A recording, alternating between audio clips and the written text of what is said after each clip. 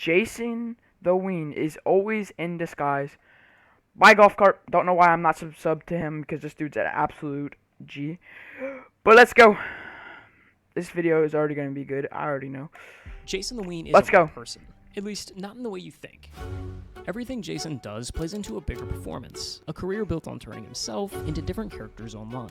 Sometimes he's a cringy TikToker, others he's an IRL streamer, or a musical artist. It feels like every few months, he's onto an entirely new thing. And yet, every time he changes character, the crowd gets bigger. But what if I told you none of it happened by accident? What? So this dude, like, yo, I understand some people, like, play a character on stream. But, like, what? He just does stuff. How is it on purpose? Like, I'm actually confused by that fact. I mean, I'm gonna hear him out. Accident. The cringe, the characters, the constant reinventions, all of it was a part of a plan. In truth, it was never about the views or fame. Jason was chasing something else. I gotta be successful quick so that he can live a happier life, and I've never told him that. So he never wanted the money. Never wanted the fame, the money. He just wants to retire his parents or dad or. JasonTheWeen, the American dream smelled a lot like acetone. It was the life his parents, immigrants from Vietnam, painstakingly built inside a small nail salon in Fort Worth, Texas. Jason spent plenty of afternoons there, doing homework on the counter with the buzz of nail drills in the background. He was a quiet kid, the kind that got straight A's, won spelling bees, and never really caused any trouble. From elementary school through high school, he mostly flew under the radar. But he couldn't ignore what he saw at home. His parents were older than everyone else's. They never took a day off, and every dollar they earned came from hunching over a manicure table. Somewhere along the way, he made himself a promise. Retire them. Get mom and dad out of that salon for good. The only problem was he was 15. No license, no job, no way to make real money. Then 2019 rolled around, and a new kind of gold rush showed up on his phone. It started when a company called ByteDance bought this massive but relatively dead app called Musical.ly. They gutted it, rebranded it, and TikTok was released. The app as a whole worked differently than any other social platform. Videos were meant to be short, less than a minute in length, and instead... Number one step!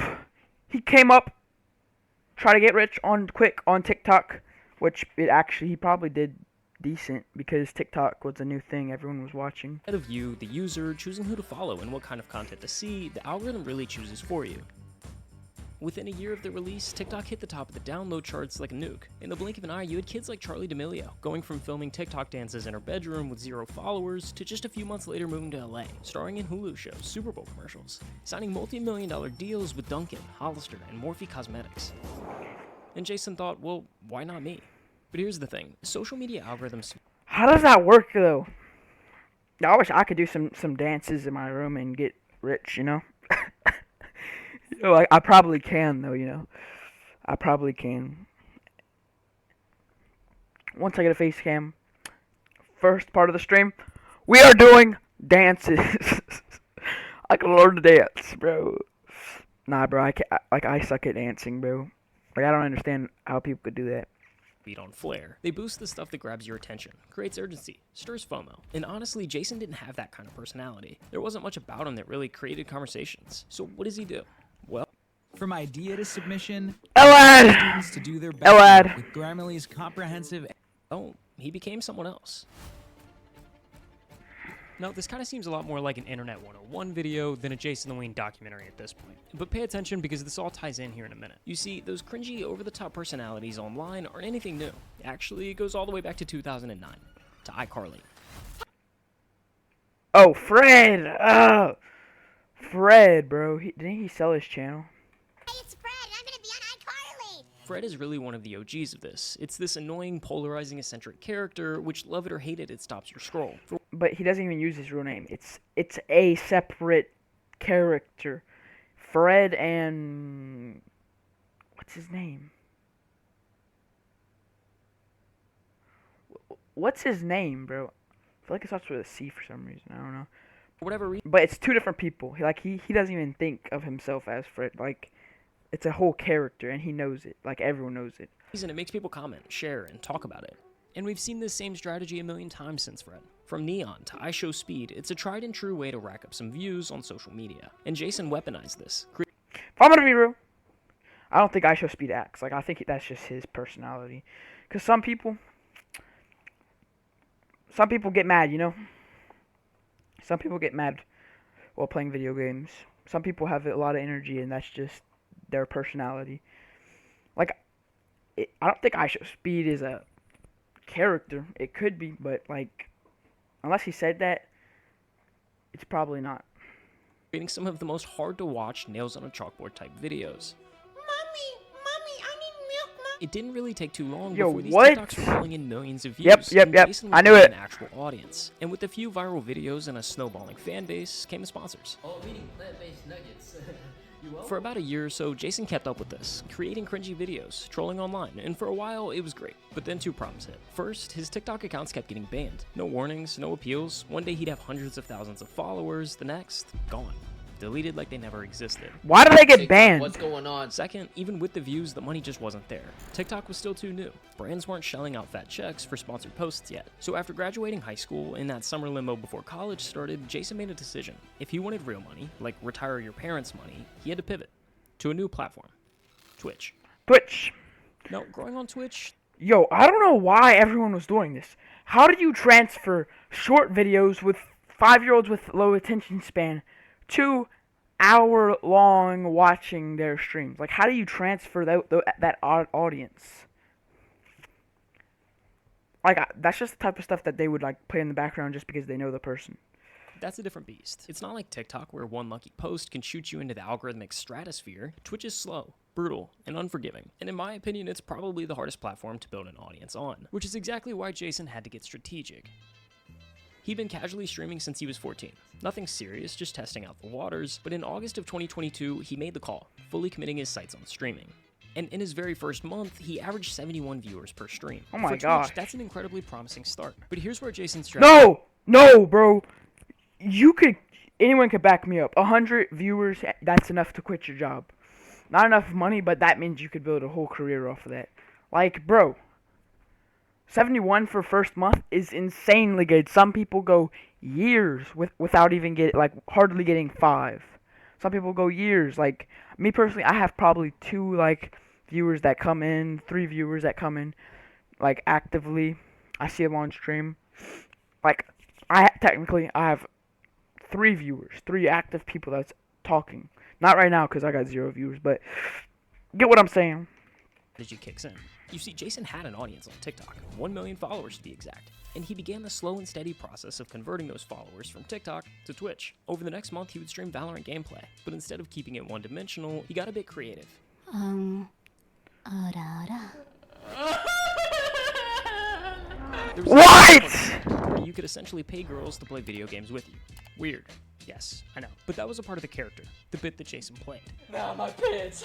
My pants! He brought the same TikTok persona into these streams, awkward and always towing the line between cringe and comedy. He would try to rizz the girls up mid-game, leading to some of the most painfully uncomfortable moments imaginable. But that was the point. Jason wasn't just streaming Yo, for entertainment what? viewers, he was streaming for clips. After each stream, he'd post dozens of these videos to TikTok, and the views continued to snowball. Then the next time he'd start up a stream, he'd also go live on TikTok for the first hour or so. Then end the TikTok live and tell his followers if they wanted to keep watching to come over to Twitch. The brilliance of this two-step approach paid off, because by October of that same year, he was averaging over 1,000 viewers per stream and had nearly This dude's 25,000 built different, followers bro. on Twitch. From there, Jason only hit the gas. He began collaborating with bigger streamers like Prod, Sneeko, and Shanks. He began evolving his content to audiences broader than Valorant. He started hosting e-dates and added in IRL segments. But as 2022 came to an end and 2023 wrapped the corner, an entirely new shift to Jason's online presence came into the picture. Every time I talk to you, my mind goes blank because you're just so beautiful, and I'm just like, I can't really think straight, you know what I mean? Jason first Yo, met Eugene what? during what should have been just another e-dating stream. Something about her was different. The flirting and chemistry came naturally, and before long, their on-screen chemistry carried over into real life. They began dating, and for Jason, this was his first genuine relationship, and soon his audience was just invested in them as they were in him. These days, broadcasting your relationship online is almost like a growth hack, another way to hook viewers. But for Jason, it didn't work that way, because over the next year, his viewership actually became stagnant, hardly growing over the course of a year. So why am I mentioning this? 1,000, that's Because fine. in those moments with Eugen, at times the mask began to slip. Maybe he was just comfortable in the relationship, or was finally starting to feel comfortable in front of a camera. But viewers were beginning to see the more genuine side of Jason, especially during the breakup. Over time, having their relationship play out in front of thousands started to weigh on them. Jason's content still revolved around Keep that stuff private! and that was hard to ignore. Eventually, both decided to step away from the relationship, marking the end of a chapter that quietly reshaped how Jason came across to his audience. It's funny how life works, how sometimes what feels like a new low can be the exact moment you're on the brink of something higher. Earn Roblox digital gift cards with I'm giving this dude so much money! Over the next few months, Jason took every successful element from his streams and dialed it up to the max. He brought his Discord e-dates into the real world, traveling from state to state to host in-person dates with different girls. Sa, Selena, and Alyssa all became recurring personalities. Ew. And fans were quick. Ew. Yeah, I didn't know people wanted to watch that. Holy. That's just, ew. What? Yo, what? To dub this era of content the Bop Arc. During this period, Jason's channel exploded in popularity. Just a month after his breakup, his average viewership nearly doubled, soaring from 2,700 to 5,300 viewers in what felt like a blink of an eye. And the growth That's didn't not stop cool. there. Stream after stream, the numbers kept climbing. While attending college full-time, he was streaming an average of 160 hours a month, pushing his momentum farther than ever before. Dang, bro. But just beyond that wave of success was something even bigger. An opportunity that would take everything Jason had built and launch it into another universe. He was going to join FaZe Clan. Shit, do you have to manhandle me, bro? Holy man, what do I even do? Spitballs, pranks, disruptive outbursts. Mogging? Normally? Yo, what? Yo, what is this? Like, bro, she just started naming a bunch of bad stuff and she said, mogging? Like, bro, what? Be expelled immediately. But your father has given a very generous donation to the university. My father? Now, a little backstory. For those who don't know, FaZe Clan can be credited with pioneering a lot of what you see on social media today. What started as a small group of gamers making YouTube trick shot videos turned into something entirely new. Eventually, the group bought a house in New York and all moved in together, arguably creating the first content house the internet had ever seen. From there, things snowballed. By 2018, FaZe had stepped far beyond gaming. Their roster, icons like FaZe Banks, Temper, Rug, Adapt, Rain, and Apex were everywhere. They landed huge brand deals, made the cover of Sports Illustrated, and even IPO'd at $1 billion valuation.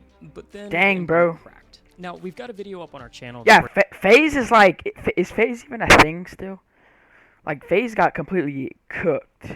Breaks down exactly how and why everything fell apart, but here's the short version. The founders had their equity diluted, corporate overvalued the company, put the wrong focus in the wrong places, the content went stale, fans stopped caring, and eventually FaZe went bankrupt. The founders managed to buy the brand back, and in early 2024, they set out to spark a full-scale revival. Step 1, wipe the slate clean. Almost every single talent was dropped and a fresh roster was announced. For OG fans who'd been watching for years, the bar for the new faces of FaZe wasn't just high, it was astronomical. One by one, names were revealed, some familiar veterans and some complete newcomers. And on that short list, nestled among a handful of new recruits, was JasonTheWeen. Truth be told, no one believed in the new group. For most fans, this felt like just another lazy, corporate-driven sellout. Exactly the kind of hollow move that had sunk FaZe in the first place. What the f is that sorry-ass new FaZe Clan lineup, man? Who the f are these people? However, almost everyone was completely wrong about the new roster. Within weeks, public opinion began to flip. Clips of new FaZe started flooding TikTok, from trips to Tokyo to month-long subathons, and a steady stream of content both as a group and as individual creators. The momentum was undeniable. That big lazy, bro! Oh! Jason, in particular, was breaking into a whole new tier of mainstream success.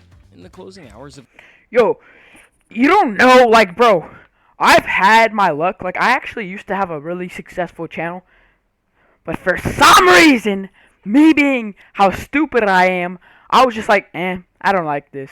I'm gonna stop. But also, if I'm gonna be real, that was a very good route for me. I was going, like, my first week, 170 subscribers. I quit after the first week.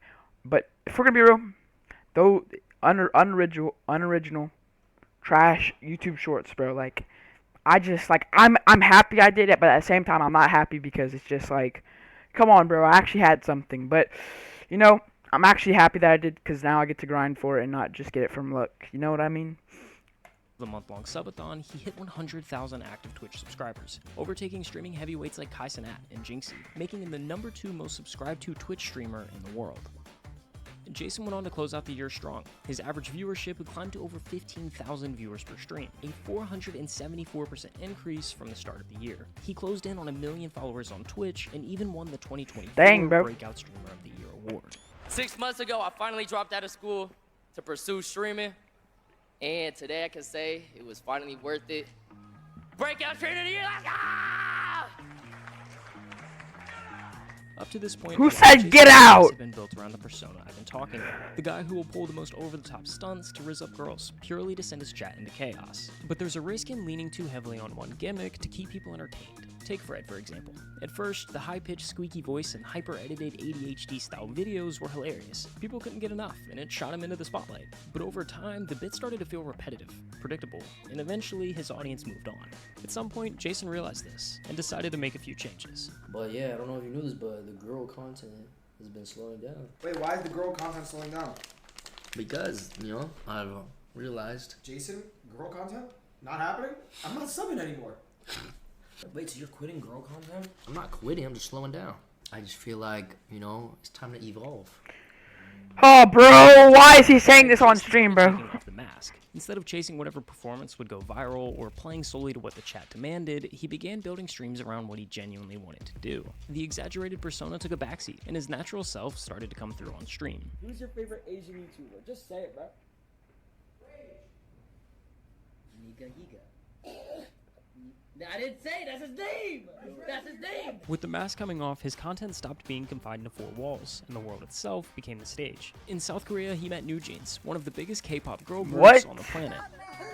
Yo, I'm not gonna lie, this is crazy. From there, he took his journey to England, where things truly snowballed. Within days of landing, Jason was filming with some of the UK's biggest creators, Angry Ginge, Deji, and George Clarkey, before stepping in front of a camera for a Sidemen 20v1 video. Wingardium Pregnoto! What? Bacon ranch, Zaxby style. Who's got the sauce? Elad, bro.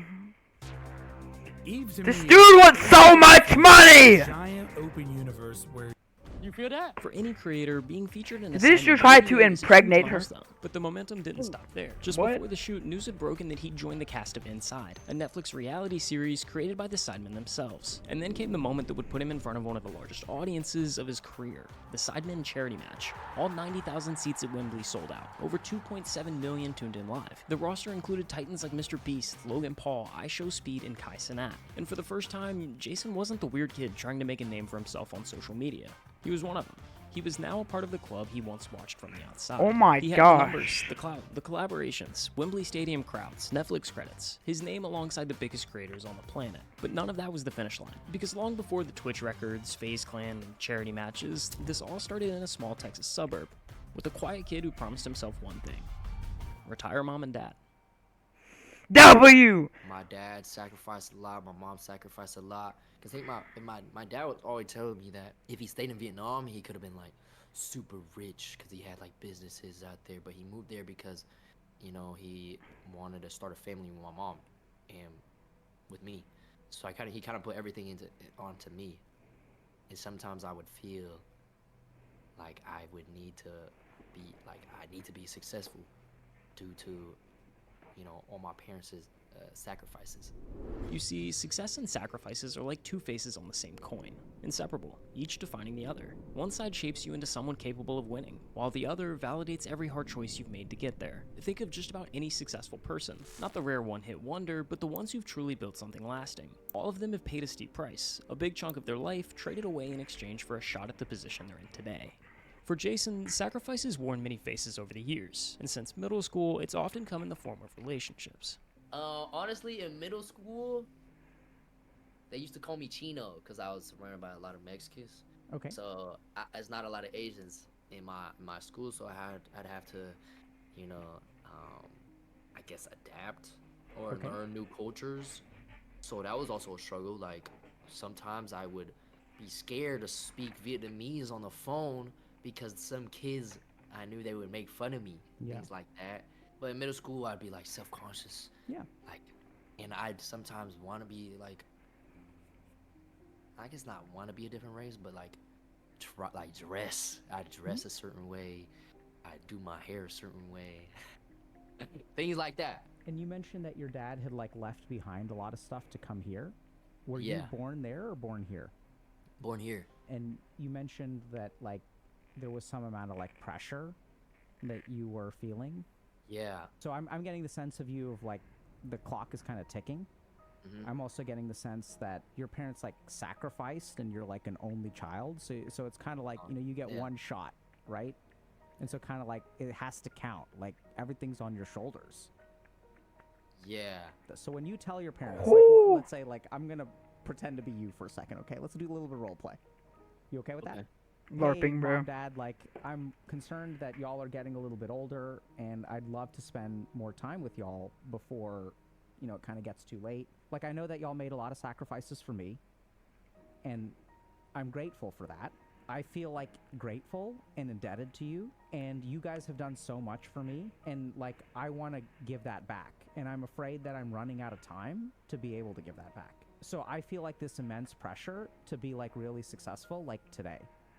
Because I don't have a whole lot of time to tell you how grateful I am. Why is he touching his lips like that? Yeah, what's it like to hear that, first of all? I feel really I'm watching a video. emotional. Feel like, damn, I should tell him that.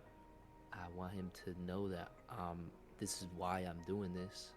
Since blowing up over the past couple of years, he kept that promise in motion. He's bought his parents new cars, surprised them with $10,000, and is now on the path to fully retiring them. For Jason, making content is about giving back to the people who've been in his corner since the start, not personal success or to stroke his own ego. Last year, he became Twitch's #1 most subscribed Asian creator, but instead of keeping the spotlight all to himself, he used his platform to highlight other Asian creators and musicians. Ever since JasonTheWeen has taken his next level, he's putting a lot of Asian people on for real. In doing so, he's become more than just a streamer. He's become someone Asian kids growing up in America can look up to. Someone who proved you can be yourself and still win. Yo. And he's done it without bending to the old. Yeah, I don't know who my favorite The streamer is, very things honestly. He once tried to hide, or now I don't the really things he watch stands streams out like for. that. Jason's only 21, but his story's already proof enough. In the end, every sacrifice, every late night, every hard choice was worth it.